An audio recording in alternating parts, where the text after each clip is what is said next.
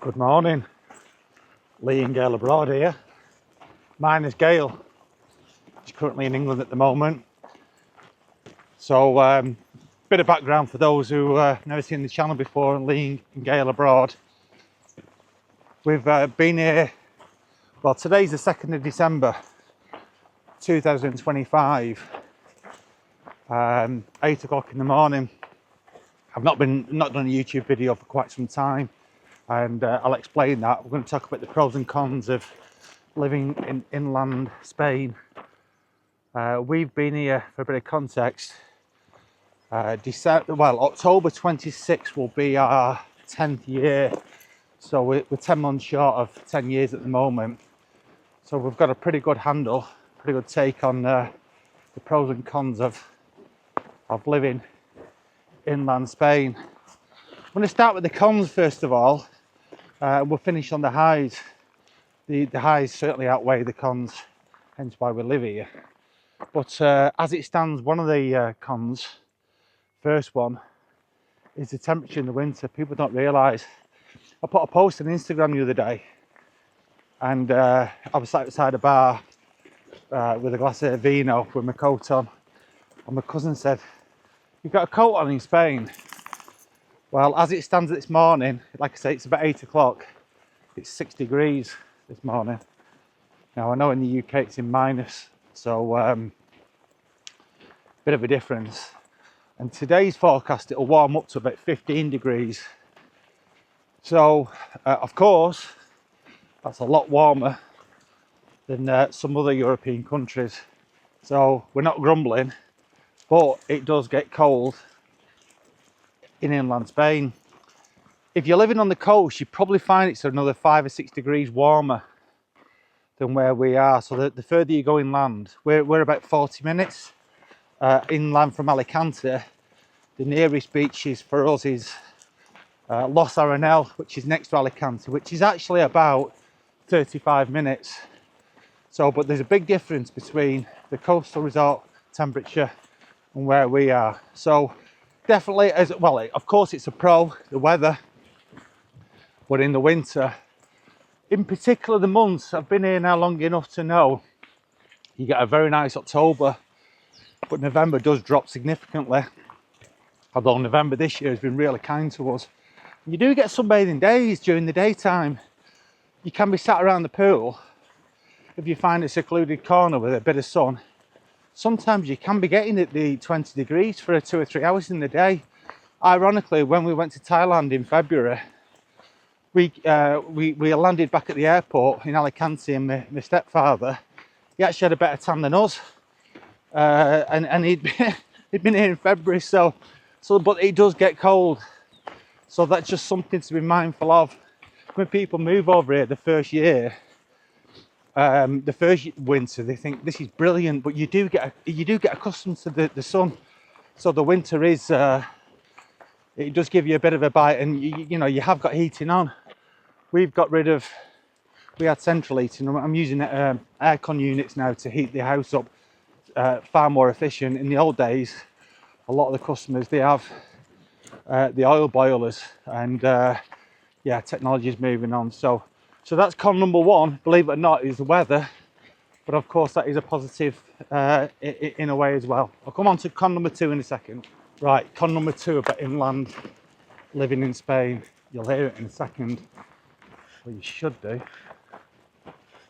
Unbelievable if it's not. There we go. Now I had to whistle then. It's the first time in 9 years that I've had to whistle coming past that house. Con number two about inland Spain is dogs barking. Now, we're pretty lucky where we are, where we live. You can't really hear that many dogs, but if you're walking about they call it the Campo, the Spanish countryside. Let me just show you this building here.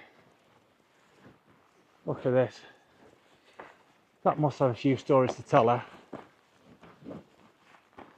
Absolutely stunning. Can you imagine if that was brought back? It'd be wonderful. Huh? at the views.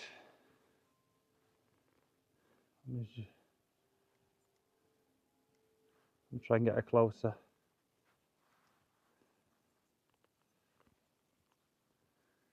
And again, this is 8 o'clock in the morning. I mean, another hour, that sun will be coming through and it'd be stunning. What was you saying?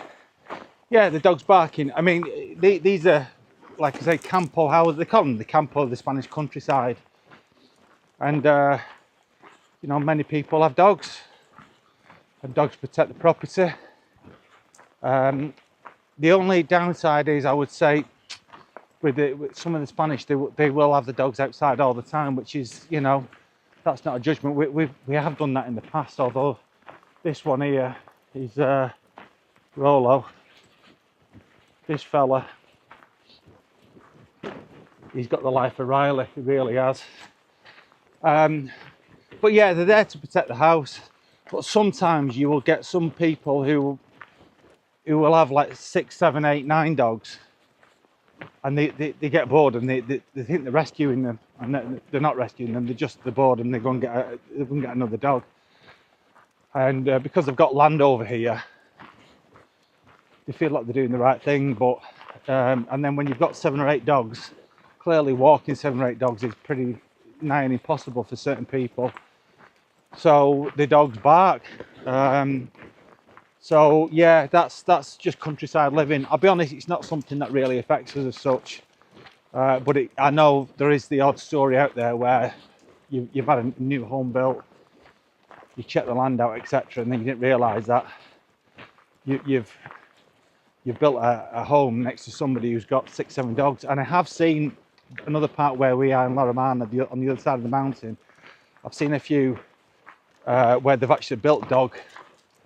I don't know whether it's whether they're caring for them or whether it's for like vacation places, but where you've got your home and then there's like 50 dogs on a field gated up.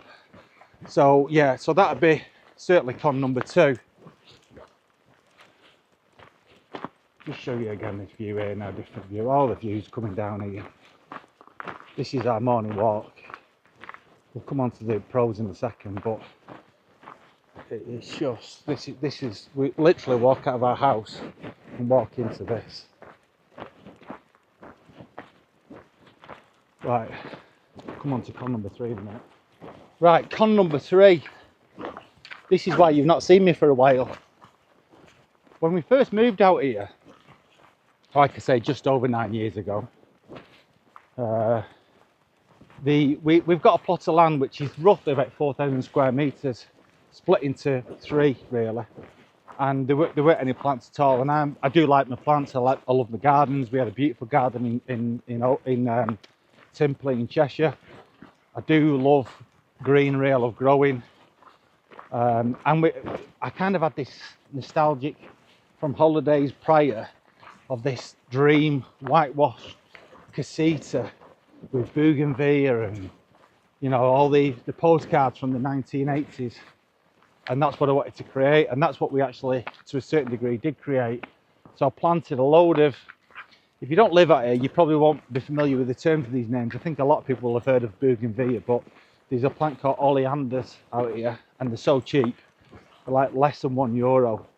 And people buy them, I did, and I think every person who buys a new property here, because they're cheap fillers and they grow so fast, and you can get them in white, pink, red, absolute stunning flowers. And they grow them on the motorways. I mean, you do not have to be green fingered to grow oleander. I mean, literally, you know, some people, you grow them in tarmac, honestly, you know. But the problem is, so what you do is, you know, the recommendation is you plant as what you would find in the Mediterranean. And the other thing is, they don't really need, I've not watered. I know people who do water them, but I never watered mine. So I planted bougainvillea a lot, yuccas. Everyone's giving away free yuccas when you arrive. Oleanders, lemons and oranges.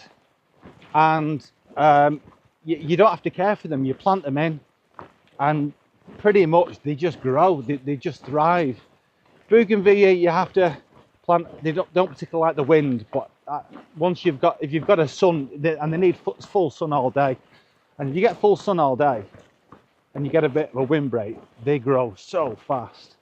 And what I found in the last few years, the garden it was stunning in the summer, but I had that many plants that it was just an absolute nightmare. I'd cut it and it looked stunning, and then literally 3 weeks later it was completely unkept again, and it was growing so fast, it was doing so well.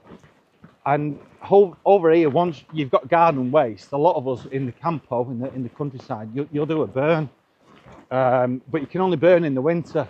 You have to get a permit. You can only burn in the winter, and it's on certain days. You can't do it every day. It's got to be the burn's got to be done by 1 o'clock.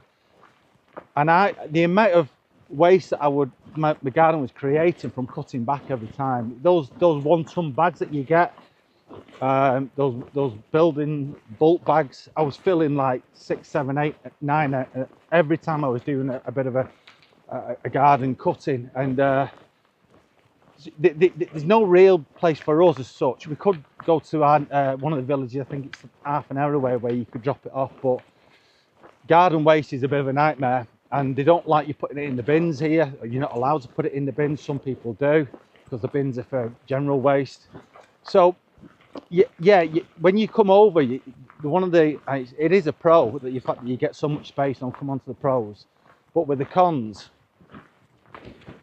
once you've put all these plants in, you're kind of creating a bit of a burden down the line.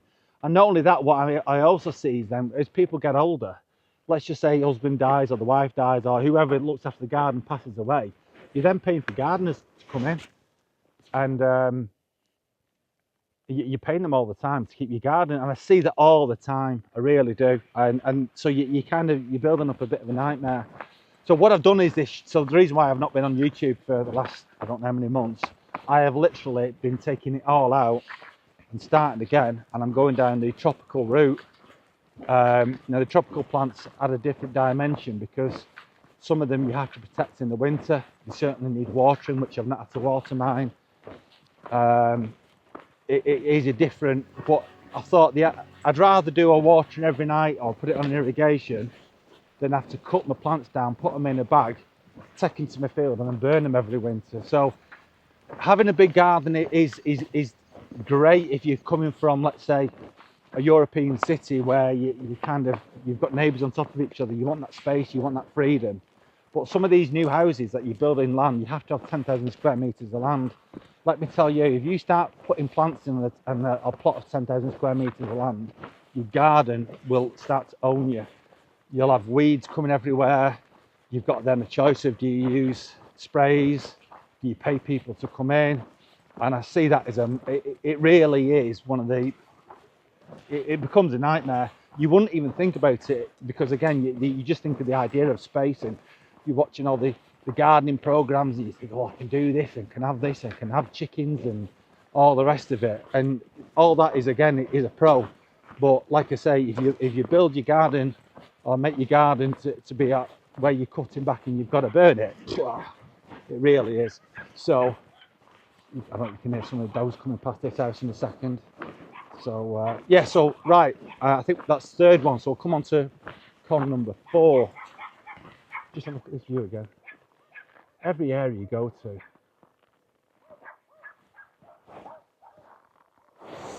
I mean, on the top of this mountain here, you see the sea. So I'm going to keep this going as we're walking past the dogs, because again, it comes back to one of the other cons of dogs barking. Another clear one is, if you're moving inland, is the lack of transport. A lot of people, when they're coming over and they've already put a deposit for a house, and they'll start to ask questions like, can anyone recommend a taxi service? Or can anyone recommend a bus? And where we are, there is no buses. The school arranges a bus to go from the village to the local high school and brings them back. But if you go to a private school, you've got to organise the transport yourself. If you want to get to So our nearest proper village with transport, public transport, is Asby, at 20 minutes away. So you're driving 20 minutes to get on the bus to then be able to get to Alicante. Near the dogs. I'll pause for a second. Yeah, so anyway, I'll keep talking. I'm sure you can overhear me. It won't last for long. So from a transport perspective, now you think to yourself, again, it kind of relates onto the Pro, because for us, for those that want seclusion, and I mean, I worked in the city for a number of years, so I wanted that kind of that peace and tranquility and get away from it all. And you get the views like this, and when you're taking the dog out, it's just stunning. But of course, that comes with a con, and like I said, that is like a transport. And one of the big issues for that is for those that are bringing over children. And I've mentioned this in previous YouTube videos, and it's still a current problem for us. One that we probably did forecast, but we probably didn't realise how difficult it was going to be, or challenging. If you've got children, you bring them over like 10, 11, 12, 13, whatever, you know, it's fine because they have friends in the village, and that's down the road. But when they're like 19, 20, 21, and they want to start going out properly into the local, you know, bigger towns. And I mean, my daughter absolutely loves Alicante. She's there 2 or 3 times a week at the moment. And what we'll do is she doesn't drive at the moment, so your kids need to drive out here for sure. But other than that, you're doing the taxi runs. And again, where she works is it's not in our village, it's another village. So we're doing the runs at the moment. So that's just something to be mindful of. If you're coming inland, you ain't going to have the public transport. Not in majority of villages. I'm sure that there'll be the odd one where you will find it. But again, that's just something to be mindful of. Is the lack of infrastructure from the transport perspective. But yin and yang, you know, like I say, if you want seclusion, freedom, tranquility, then that's what you have to cope up with. So right, on to the last one, con number 5. Right, con number 5 I see is a regular occurrence. A lot of the houses inland, of course, there's quite a lot of new ones being built. But you still always have houses are always, you still always have to maintain houses. You'll still have a water leak outside on the tap, even on the new homes. You may want to change something, but on the older houses, it seems to be a constant where things go wrong or things need updating. It could be like your sink faucet underneath is leaking and you need to change the O-ring. It could be that the irrigation's blocked up on your garden that you've planted.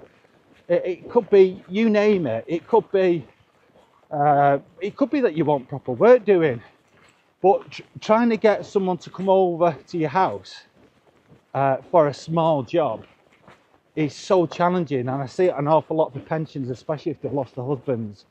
And it is a nightmare. And people will constantly asking, do you know an electrician? Do you know DIY? Do you know somebody can do this? Do you know somebody can do that? And the problem is, some of these villages, although there's probably 4 or 5 villages where we all know each other, it is like Emmerdale. But to kind of, if they've got to drive half an hour to your home to change a O-ring on a bathroom, like a 20-minute job, half an hour job maximum, and then half an hour back, it's going to cost them more in petrol than it would to actually price up the job. So you could be paying quite a bit, but the truth of the matter is, the majority of people just don't want to do that type of work, because they'd rather go and do a work where they're fitting a proper bathroom and there's a couple of grand in it. And they'd rather do that than, let's say, make 100 quid coming out to change an O-ring, which you could do yourself for like 10 quid. So maintenance of properties, I see this an awful lot, especially pensioners. And again, not just maintenance, like a lot of the older houses, they're still on gas bottles for the boilers, they're on gas boilers. And those gas boilers, the bottles, they weigh a lot. And the amount of people that can't change their own gas bottles, and again, that's why I'd say to anybody, go electric. But it's that type of stuff if you're up in the Campo, like I say, the Spanish countryside, and you're on your own,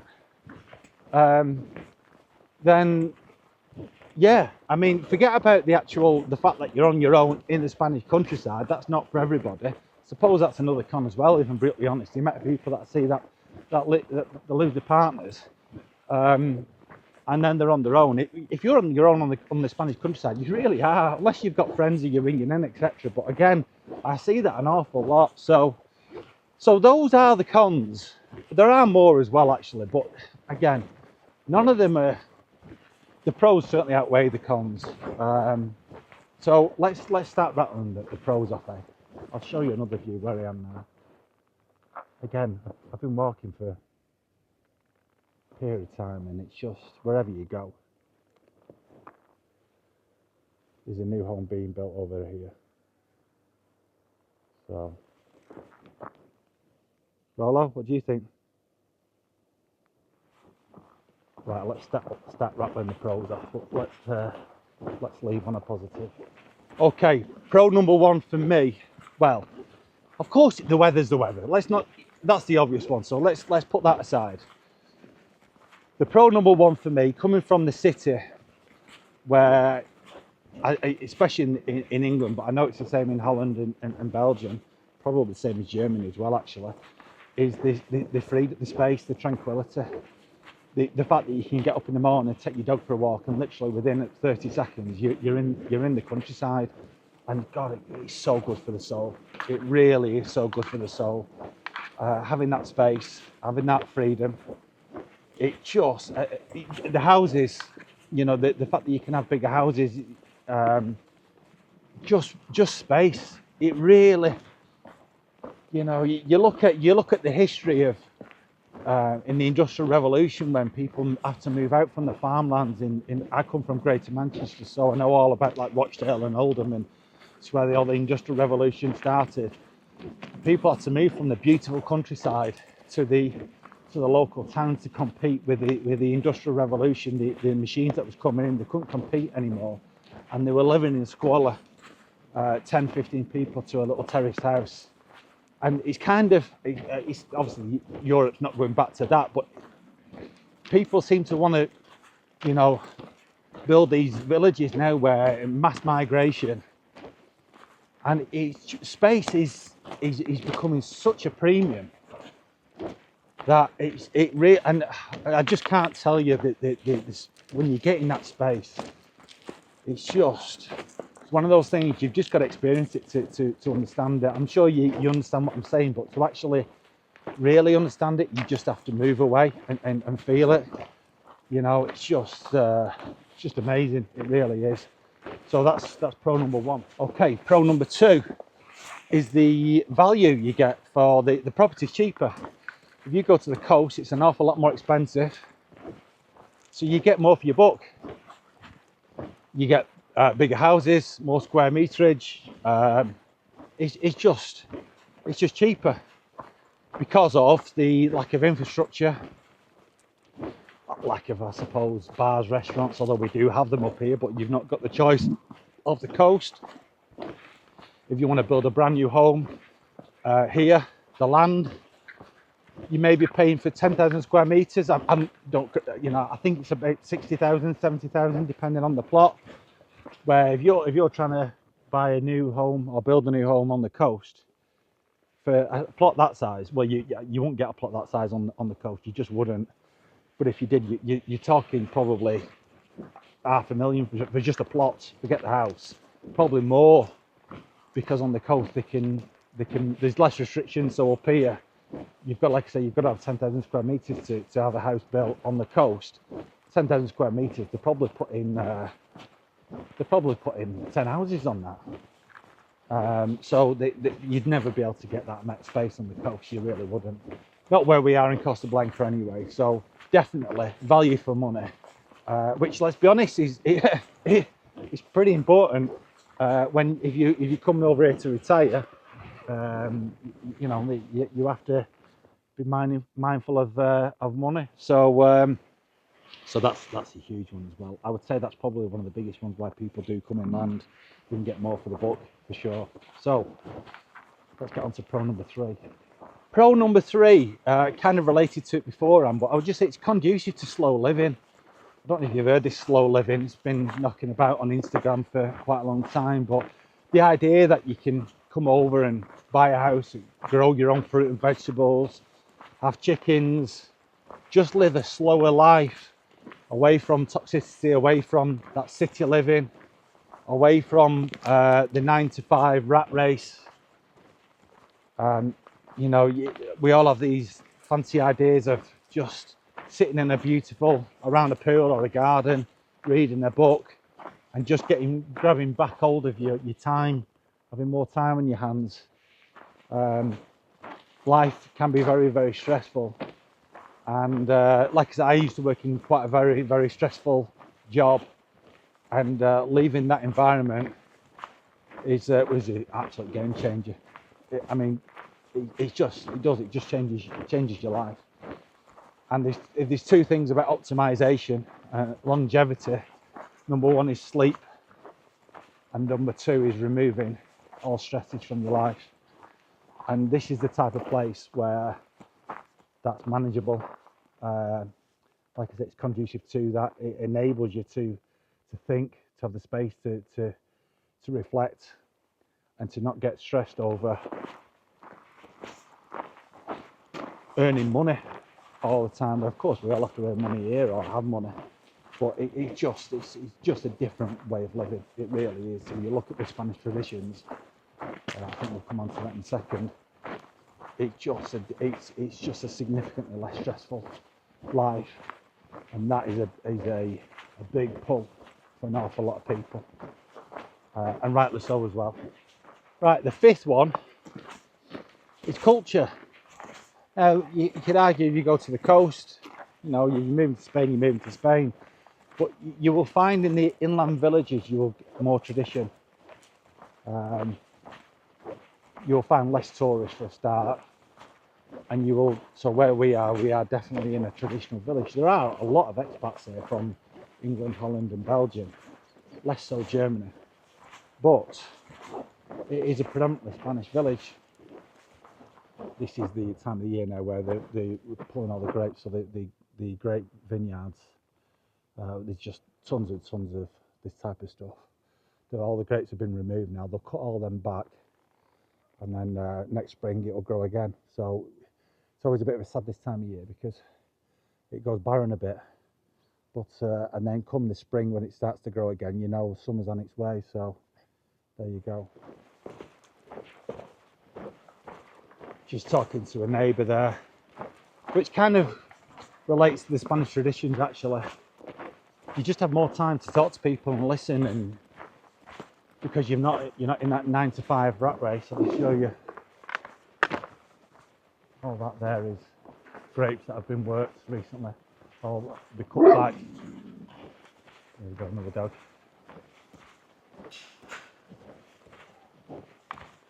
We'll start barking again in a second. Not so bad.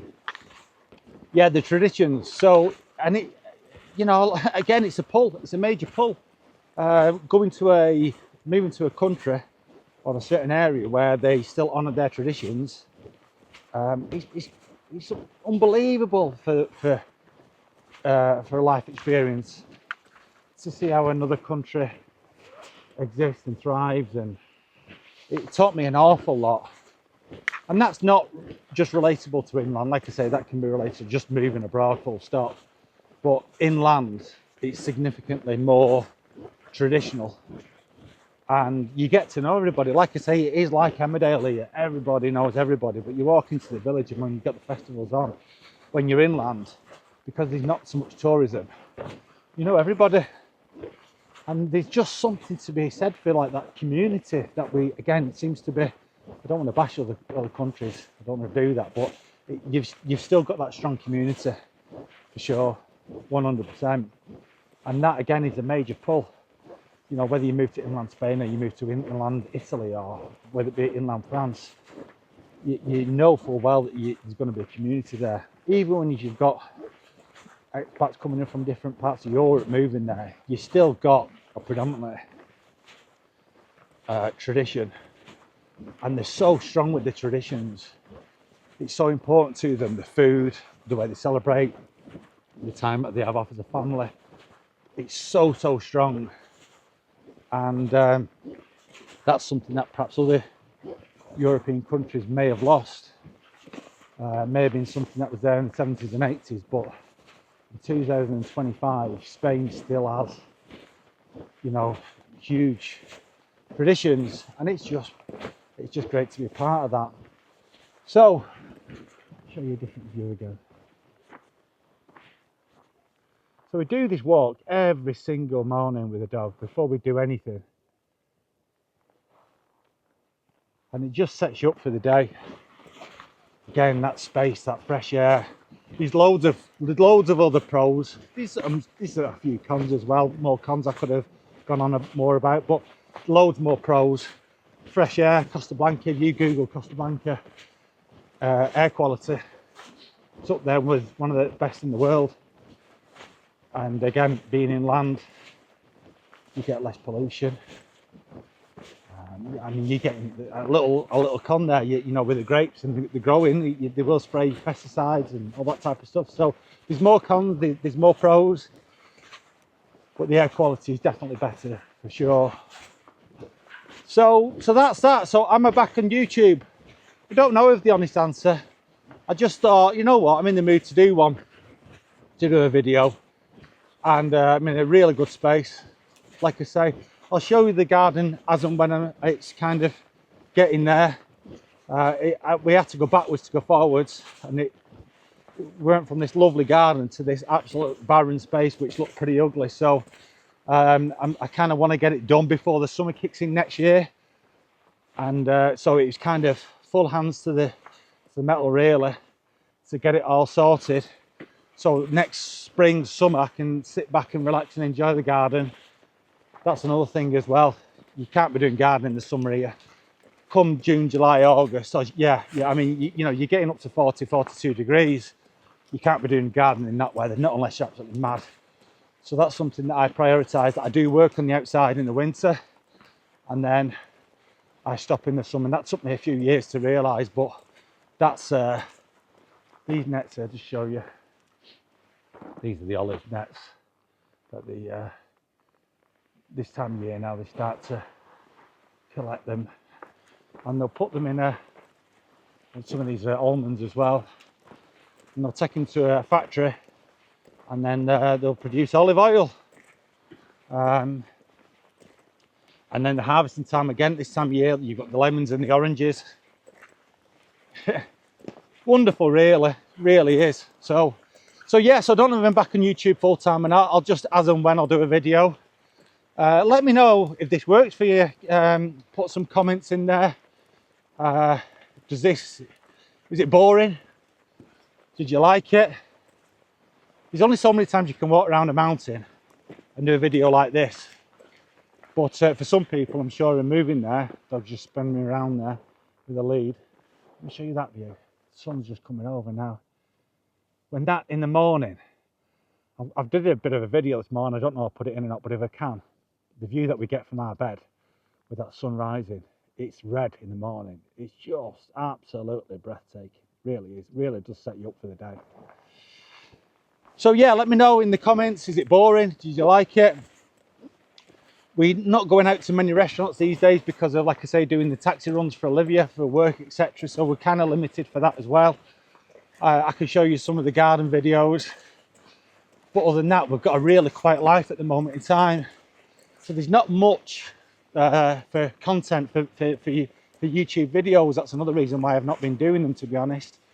So I'm not just going to make them for the sake of making them, but if I feel like it can be beneficial, then I'll do them. So let me know if you've not liked and subscribe, do all that wonderful thing. And other than that, have an amazing day. What day are we on today? Tuesday. So have a wonderful week, and hopefully see you soon. Adios.